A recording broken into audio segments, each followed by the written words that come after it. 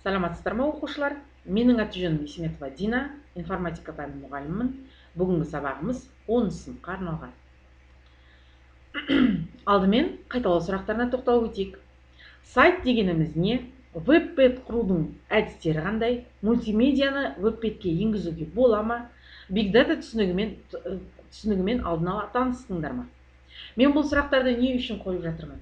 Себебі бүгінгі тақырыбымыз осы сұрақтарға тығыз байланысты болып саналады. Алдымен қайталап өтейік. Есімізге түсірейік. Яғни сайт немесе веб-сайт дегеніміз не? Ағылшынша веб бұл тор, желі, және сайт ол орын, желідегі орын, сегмент деген білдіреді. Бір мекен-жайға домен атымен немесе IP мекен-жайымен біріктірілген компьютер желісіндегі жеке тұлғаның немесе ұйымдары электрондық құжаттар, файлдар жиынтығы. Ғаламтор желісінің негізін құрайтын барлық сайттар болып табылады.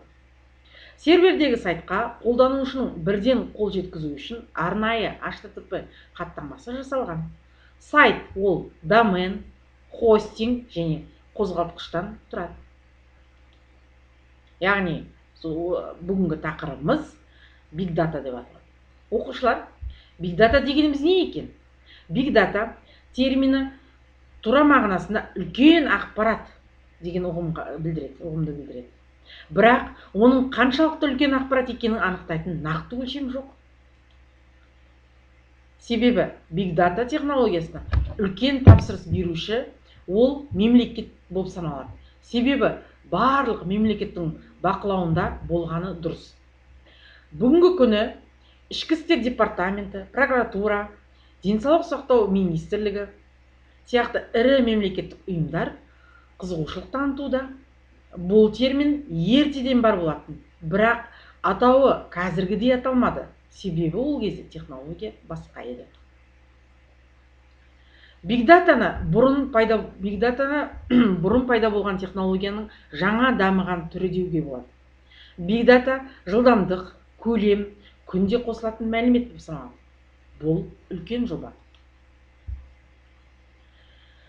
Шағын бейнероликке тоқталып өтейік. Қайырлы таң, құрметті көрермен, эфирде Білге Соқтайдары. Мен Бегім Қайрат. Бүгіннен бастап сіздермен бірге цифрлық әлемге саяхат жасаймыз. Ақпараттық әлемде адам өмірі ғаламдық желімен байланысты. Күнде интернетке кіріп, ақпарат алып мәліметтер жібереміз. Жақындарымызға хат-хабар жазып, фильмдер көріп, ән тыңдаймыз, би тамашалаймыз. Осылайша электронды ізіміз түрлі гаджеттерде, сайттар мен порталдарда сайрап жатады. Алайда бұл туралы көп ойлана бермейміз.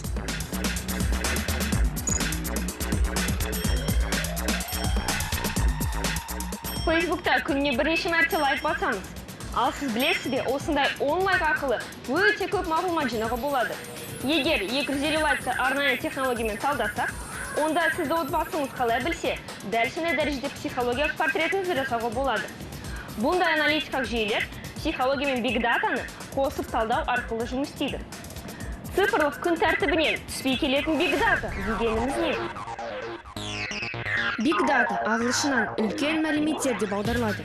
Математика тілімен өрнектеп айтсақ, Big Data жүйеленген немесе мүлдем жүйесіз берілген мәліметтерді өңдеу технологиясы. Big Data технологиясын психологияны біріктіріп, көптеген зерттеулер жасауға болады. Соның бірі адамның цифрлық аватары.